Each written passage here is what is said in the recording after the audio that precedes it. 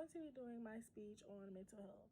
Have you ever felt helpless and alone and don't want to do your daily activities? That can be a sign of depression.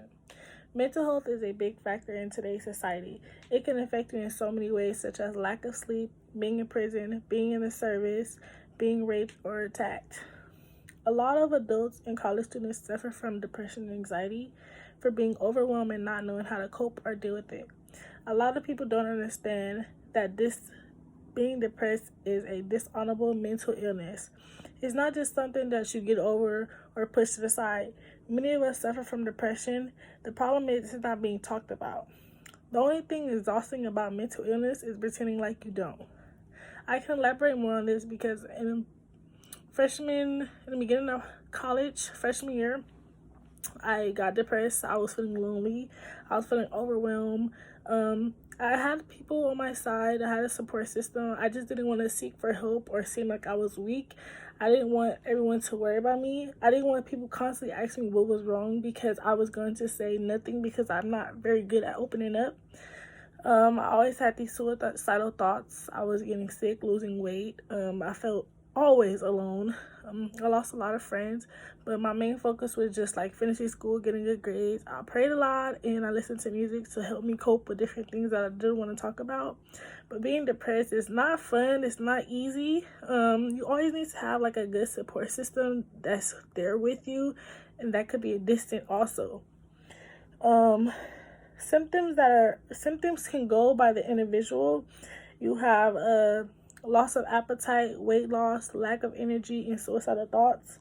I've always been told you can't help people who doesn't want to be helped. Some people don't know how to ask or seek for help, and that's something that definitely needs to be changed. Mental health in the Black community has been hidden and haven't been talked about. It's always been pushed away. Historically, that has been a problem. Recently, there have been more focus around mental health with families and ways to get it. Depression and anxiety can be treated by meds, even from family, friends, or professional help. Some type of ways you can help with this: you can do yoga, exercise, meditation, and that can also help with the anxiety. And always focus on your breathing. That's something that's need to be talked about also.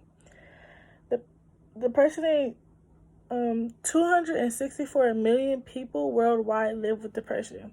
In 2017, around 17.3 million adults 18 and older experienced an episode. You can only imagine how high the numbers are today due to the lockdown and what we have been through the past few months.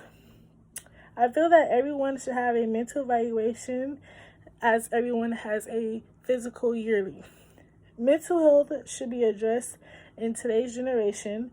You shouldn't have to struggle in silence. Someone's here to help.